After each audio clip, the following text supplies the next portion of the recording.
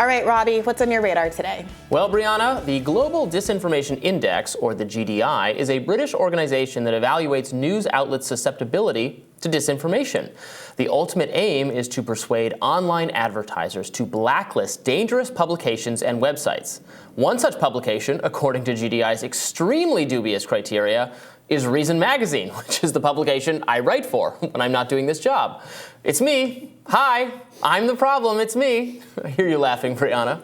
At least according to GDI's recent report on disinformation, which notes that the organization exists to help, quote, advertisers and the ad tech industry in assessing the reputational and brand risk when advertising with online media outlets and to help them avoid financially supporting disinformation online. The U.S. government evidently values this work. In fact, the State Department subsidizes it.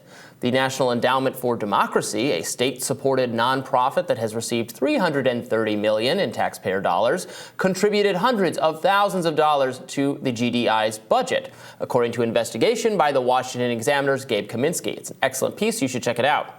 Now, should the State Department spend public money to help a foreign-based organization pressure advertisers to punish U.S. media companies? I think the answer, quite obviously, is no. The First Amendment prohibits the U.S. government from censoring private companies for good reason, and government actors should not seek to evade the First Amendment's protections in order to censor indirectly.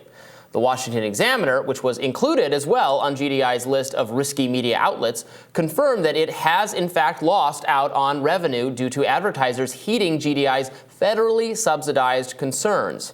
An internal GDI memo singles out Amazon for purchasing ad space on an Examiner article that allegedly included right-wing misinformation. But GDI evidently considers Reason, again, that's the magazine I write for, even more threatening than the Washington Examiner. Reason is listed among the 10 absolute riskiest online news sources. Sounds kind of badass. Alongside the New York Post, Real Clear Politics, The Daily Wire, The Blaze, One America News Network, The Federalist, Newsmax, The American Spectator, and The American Conservative. Almost all of those conservative outlets. Now, I should note that The Hill, which is the news organization that we work for here at Rising, they were also evaluated by GDI, but its overall listing wasn't available anywhere that I could find in GDI's actual report, so I have no idea what the ultimate assessment was, just that they were not on the 10 worst or 10 best list. How's that for transparency? Now, Reason's high-risk rating, on the other hand, was chalked up to 3 factors in the report. Quote, no information regarding authorship attribution, pre-publication fact-checking or post-publication corrections processes, or policies to prevent disinformation in its comment section. So they weren't actually accusing us of having any actual disinformation on the website. And it's not clear precisely what they mean. The organization did not respond to my request for comments clarification. But contrary to what they suggest, the authorship of Reason articles is clearly communicated to readers. Reason writers link to their sources frequently and reliably, and they note corrections whenever appropriate. When evaluated by a disinformation tracking organization that uses transparent and objective metrics, my magazine has fared much better. NewsGuard is an evaluator that's co-founded by Gordon Krovitz, a former publisher of the Wall Street Journal.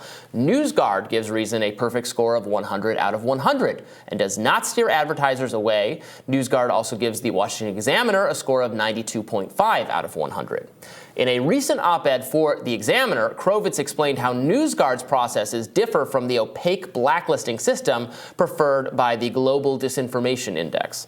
Unlike the ratings of news sites done by the entities cited in the Washington Examiner series, Krovitz writes, NewsGuard ratings are done with full transparency and disclosure using only apolitical criteria. Everything is done by humans, including the ratings by our analysts of all the news and information sites that account for 95% of engagement in the United States and the other countries where we operate. Each site gets a score from 0 to 100 based on 9 basic criteria of journalistic practice. Unlike others, we don't rely on artificial intelligence. Only human intelligence can be held accountable to be accurate and apolitical. Publishers can also make changes to address our questions. More than 1/4 of the sites we've rated, including many conservative sites, have improved their scores by making additional disclosures or otherwise improving their practices after engaging with our analysts. Now, as NewsGuard's evaluation makes clear, the magazine I write for is not an unsafe website, and if the Global Disinformation Index is pretending otherwise, then this government-funded hall monitor is the one spreading disinformation. It is also worth noting that GDI ranked the 10 lowest risk online news outlets, which include NPR, the Associated Press, the New York Times, ProPublica, Insider, USA Today, the Washington Post, BuzzFeed, the Wall Street Journal, and Huffington Post, now known as HuffPost. Now, many of these publications frequently produce journalism that I find admirable, but they are not immune to disinformation. HuffPost, for example, repeatedly suggested that the New York Post's infamous Hunter Biden laptop story was Russian misdirection. If a disinfo tracking organization wants to loudly proclaim, in partisan fashion, that advertisers should only use mainstream and liberal news sites, okay, it has that right, but advertisers should take note of its obvious biases and methodological issues. And regardless, the U.S. government has no business funding it. So I think we found some stuff to cut in the budget, save a little bit of money. What do you think? Yeah, I think State Department's grant to this disinfo tracker of British origin? It's outrageous. And your description of them as a hall monitor is right on point. I mean, legacy media has been crazy with bees in its bonnet for years now, as there is increased democratization of other kinds of news media because the internet gave the power to people to start their own magazines, to not need a printing press, to not need all this infrastructure, to not need the go-ahead by people with enormous amounts of capital. And it has created a diffuse media ecosystem with a lot of different kinds of views. Do I agree with all of those views that are out there? Of course not. But have I had cause to read reason articles that are informative and, bolster the kind of libertarian socialist points, frankly, that I'm making from time to time, or just do straight news reporting? Of course, and it's absolutely ridiculous to try to use financial incentives and bully out advertisers in order to basically make sure that there's still a siloed uni opinion that exists for people to consume. It's outrageous. Like, if I was going to stand on a high horse, saddle up on a high horse, whatever, I don't know where I'm taking this metaphor. Not a writer here. and be the guy on disinfo. I'm an expert on disinformation. Yeah. My expertise is identifying disinformation in other people. I would feel like I had to be pretty sure that my thing is free of error. And this report I read by this group on the disinfo in our publications, it is very unclear as it's structuring these criteria what they mean. Like, they said authorship attribution. I'm like, so I assumed that meant they're saying our articles are not don't have authors. Yeah. Like, maybe 10 years ago, we used to run things that had already run in the magazine with a byline. They would also get added to the website. It would say reason staff. Mm-hmm. But it was also on the website with the actual, right. It was just kind of it was an old website publishing thing. I'm like, is that what they mean? Then I'm looking more closely and it's saying, oh, are they saying we don't hyperlink enough, the authorship of things we're citing are not linked enough, because we do link all the time. Mm-hmm. But you can't tell, and I couldn't tell what the Hill's ranking was on this thing, and the Hill was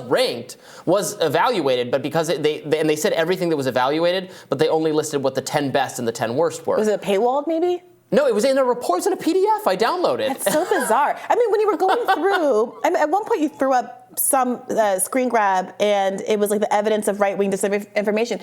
You got to say specifically, do they give any examples of this is an article, this is a citation that's right-wing disinformation? So they had a memo that the Washington Examiner obtained. It was not, I think it was an internal memo, so it was not part of the report. It was not meant to be seen. And basically, it was an opinion piece. It was an opinion piece for the Examiner, making a conservative argument about the transgender movement. I'm sure you would have disagreed with it. I might very well have disagreed with it. But it was an opinion piece. Yeah. It wasn't trying to launch, this is news and has some kind of agenda. And they were flagging, oh, look at this Amazon ad that appears in this. This is something for you to be wary of. Yeah. This is very concerning. And the comments as well. That was the other thing. They were mad at Reason because our comments are very lightly policed. If it's really bad down there, maybe we delete something. But usually it's kind of a free-for-all. And it's part of our ethos that you get to have a comment section where it can go off the rails, but that's up to the people participating. So to blame the site for that, I mean, that's kind of just a contrary philosophical point of view that they were dinging us for. Yeah, it's wild. I don't think you're the problem, Taylor Swift. This sounds outrageous, and I'm glad you reported on it. Great radar. Thank you, Brianna. We'll have more Rising for you right after this.